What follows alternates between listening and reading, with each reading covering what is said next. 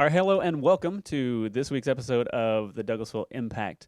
We have a fun and full-packed show today with a great guest and some great normals. So let's go ahead and just introduce everybody on your screen or in your ear this morning. We got Mr. Chris Dixon joining us again today. Hello, everyone. Hey, Chris. We got Ms. Allison Parker. Hi. And joining us in our special guest seat this week is Pastor Frank Smith with the Pantry. Thanks for joining us, Pastor. Thank you. Greetings.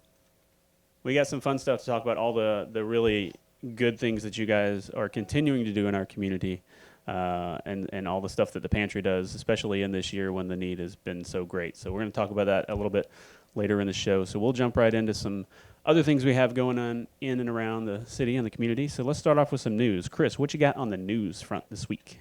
Well, this is not exactly news, but it is a holiday, and holidays are good, right? We think so. Okay. We need a break occasionally, right? Absolutely. And November 11th is Veterans Day. And, of course, Veterans Day is to acknowledge all the people who have served in the U.S. Armed Forces. So we're happy to do that. And in light of that, city offices will be closed that day, as will a lot of other places. So just want to make sure everybody knows that any business you need to transact needs to be done before the 11th. And then second of all, my second thing today is news came out this morning that the Douglas County School System has purchased the headquarters building, the old headquarters building for Greystone Power. It's at the corner of Burnt Hickory and Highway 78 here in Douglas County, and I think that's a good move for all concerned. Superintendent North said it was a win-win for everyone. They're going to occupy the space that Greystone is at now.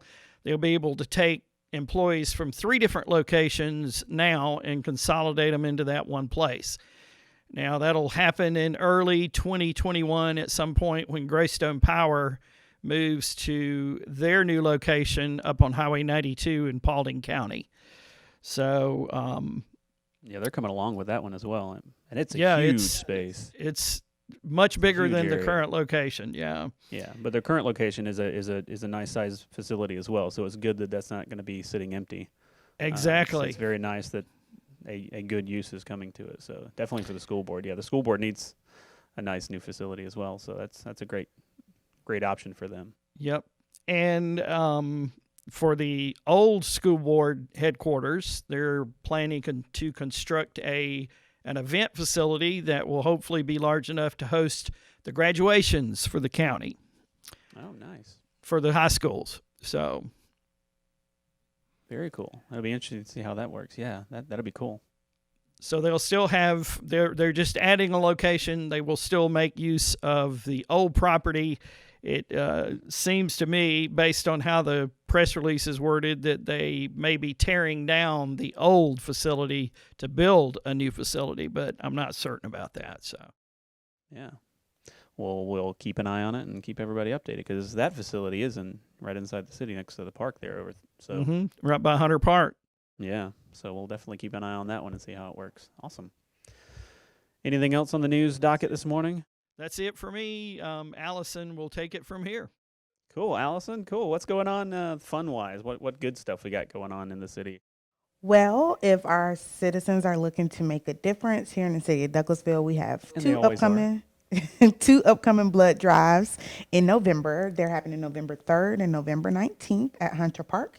And that information can be found on the City of Douglasville's Facebook page, also on our website, or by calling Hunter Park. Again, those dates are November 3rd and November 19th. So the police department is also hosting some as well, which we'll post to the City of Douglasville Facebook page and also on their website as well. Always exciting. And then congrats for our City of Douglasville Parks and Recreation Department. After a long process, they are CAPRA accredited, which is given to them, a certification given to them by NRPA. National Recreation and Parks Association. So that's definitely excited and definitely sets them apart from other park agencies. So we're so excited for our Parks Department and this great accreditation that they've received. So Oh yeah. And that's a long, very detailed process that they've been working on for a long time, and a lot of steps and stuff to go through to get that. So it's a big thing, yeah, and it's a big, really nice national recognition. It says a lot for the crew we got working over there in the parks. They're doing a great job engaging with the community and providing inclusive opportunities and safe opportunities for the community. So they do a great job. We know it. So it's nice to see them get that recognition and that accreditation and stuff. So that's really good. And it's one that they have to keep up and keep, the certification and stuff. So very, very proud of those guys over there and all that they're doing. And the parks is always a good place to turn for some fun stuff to do in and around the community there. Even during COVID, they've been working with us a lot to still get out and engage the community with some events, some activities. They're getting really creative and innovative over there. So they do a good job of still providing services and stuff and keeping everybody safe. So. And they're such nice coworkers as well. yes, they are.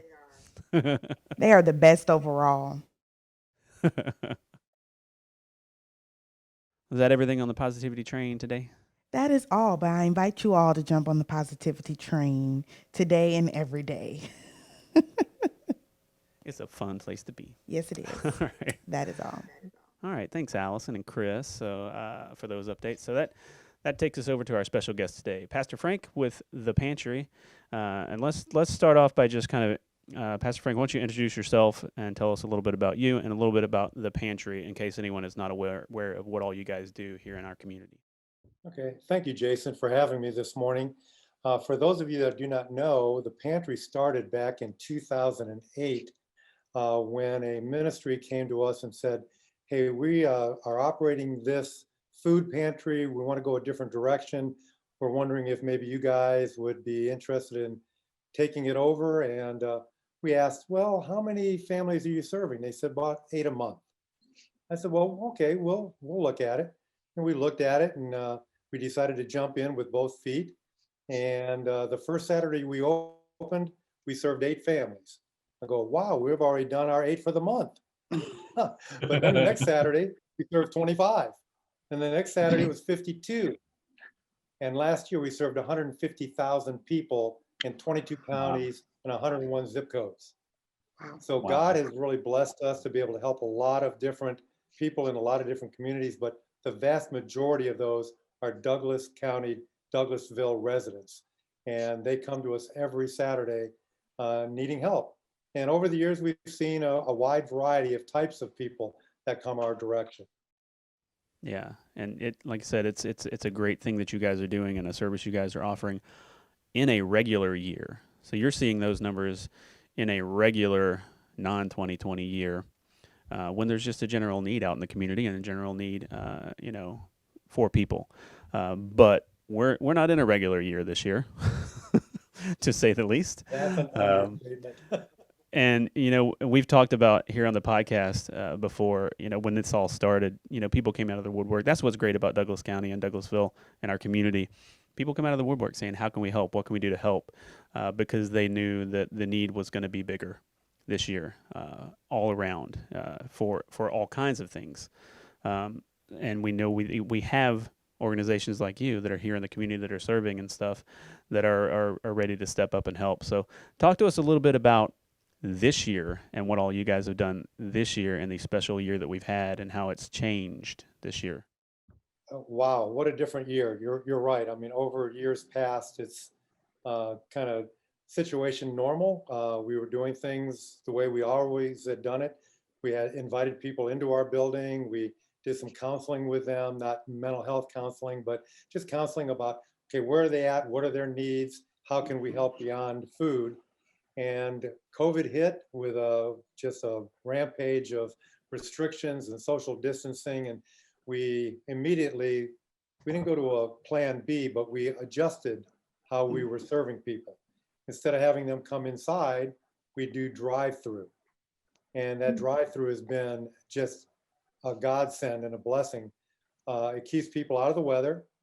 It helps people to stay socially distanced from our workers and our workers from them, and still give them a good human touch by being able to wave at them, thumbs up, thanking them for coming our direction. We've had people tell us, we've passed other food pantries, even stopped at other food pantries, but they don't act like you, and they don't treat us the same way that you do. And I go, what's that mean? They go, they act angry. I go, well, we're not angry. We're happy that you're here, that we can serve you. So we just love people, and we love serving them. And, we've seen a kind of a shift in the kind of people that come our direction. In the years past, it's been the kind of chronically ill, chronically unemployed, disabled people on fixed incomes, elderly, taking care of grandchildren. But, now it's, 14.9% unemployment rate, no fault of anybody but a pandemic that closed down businesses left and right. And so we've got people showing up in their Mercedes and their Lexuses and we tell our people, hey, listen, this is a judgment-free zone. Mm-hmm. And I go, you don't know enough about anybody's story to judge them. You might think and open up their trunk and see already a bunch of Walmart bags full of groceries. Well, that might be the case, but they might just spent their last paycheck on that groceries at Walmart, and they still don't have enough. So they're coming to us to get more, and they might be living in that car. And tomorrow that car is going to be repoed because they haven't made the last 2 payments on it. So we don't know enough. We just love people, serve them, give them the food that they need, that we can give them. And praise God, thankfully to God, we have never run out of food in the 12 years plus that we've been serving our community. And God's been faithful, just helping us to meet the need in our community. And we're just so happy that we can do that. That's awesome. And I think that's what's really cool about working with a lot of our faith-based organizations that are out there, is that's the mindset. It's you fall back on God and He will provide. And, it's not like that judgment-free zone is something that a lot of people struggle to wrap their head around, when they're giving or something like that. They want to think about, well, that person, if they, are down and out for whatever reason, it doesn't matter. They're down and out and they have a need. And you guys step up and say, hey, we can meet that need. Let's meet that need. Let's not question, the root of the need or how great the need is. You guys are there to serve, and you serve, and that it makes a huge impact in our community. And it's a great thing that you guys do. So we're coming up on that time, on the time of year where you guys have usually some big events and stuff, and then now we're in the COVID year as well. So let's talk a little bit about some of the stuff you guys have coming up. Well, we always love to make Thanksgiving a little happier for people. A lot of people, they celebrate Thanksgiving with, cornbread and muffins maybe. Yeah. And we want to be able to help them have a true Thanksgiving meal with, perhaps a turkey if that comes available, and all the trimmings.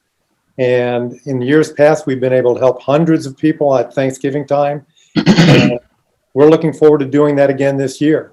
And one way that's going to happen is Joy FM, which has decided to partner with the Pantry again this year with their T-shirts for turkeys.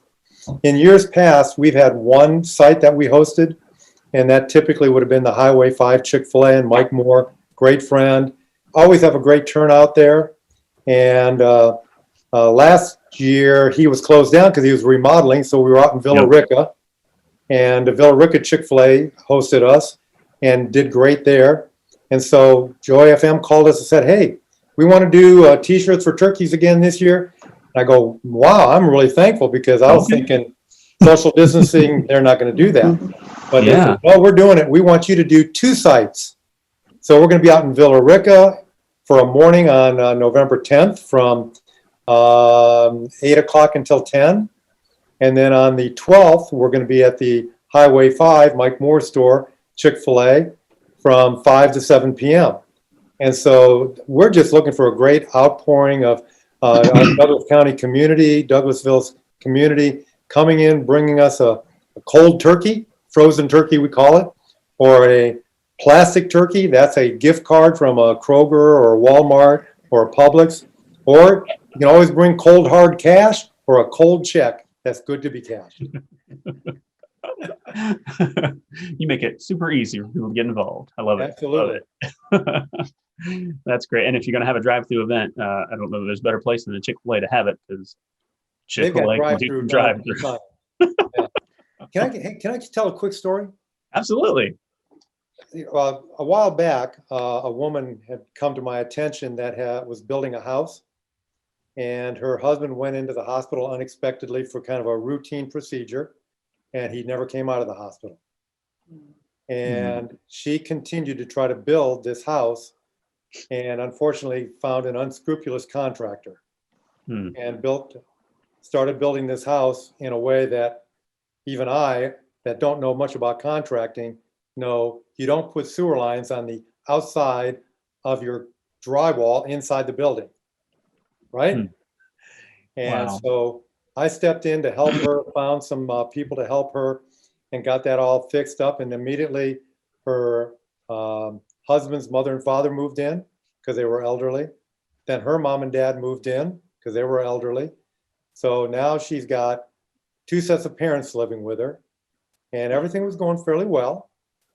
Then her daughter and husband's and 4 children's home burnt to the ground. They all moved in. Now their household of 6 immediately jumped to 12. Wow. I got word of that, and we immediately jumped in and just loaded her up with gift cards that we'd gotten from T-shirts for turkeys, so she'd go out and buy food, and we gave her a ton of food from the pantry. And she just sent me a nice little thank you saying, thank you so much for thinking of me.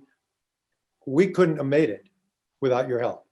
And there's hundreds of stories like that out there. There's people on every income spectrum, social economic spectrum.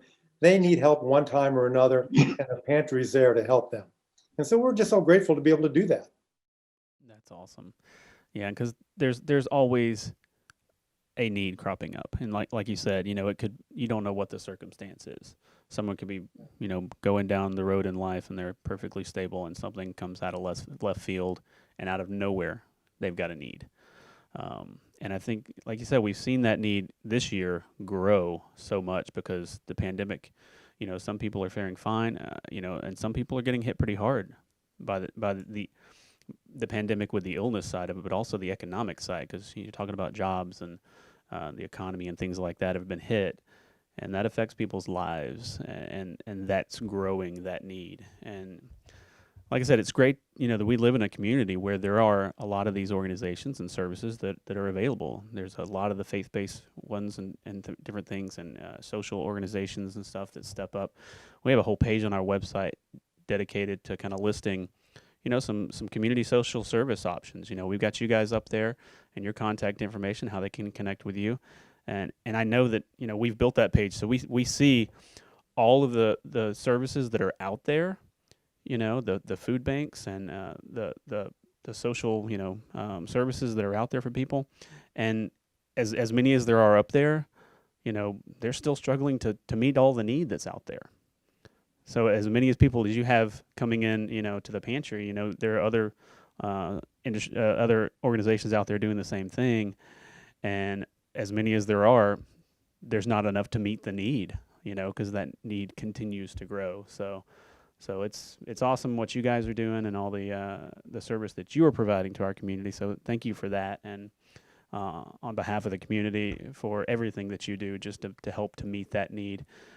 Tell us a little bit about what we can do. So obviously for your turkey event, we can bring a plastic turkey, cash turkey, frozen turkey. What else can we do? What else can the community do to support what you are doing for the community? I just came across this thing. My wife actually did, Pam, on Instagram. It's called a reverse Advent, where people, instead of lighting candles or whatever, on the first day of Advent, which is December 1st, you buy a canned good, put that in a food box. The second day you buy another kind of food item, all the way to December 25th. And if you do that one thing every day, you have about 25 items, which if you do canned items, that's going to be about a 25-pound box of food. If everybody in our community did that, we would be able to just hand a box of food just like that to those people on Christmas Day. Yeah. Or January 1st. And so I'll shoot you an email with that reverse advent calendar, and maybe you can put that up, and all the food banks could use that. I mean, it's just a great idea on how to get food into the community. And I loved it. That's an awesome idea. That's something we can. Of course, people can go to our website and they can donate. We're never going to turn away your donations, whether it's food or whether it's monetary donation. All those things are helpful. And just let me tell you quickly, if you buy one canned good for $1, that one canned good that you paid $1 for, I can buy 12 and a half canned goods. So you get my drift?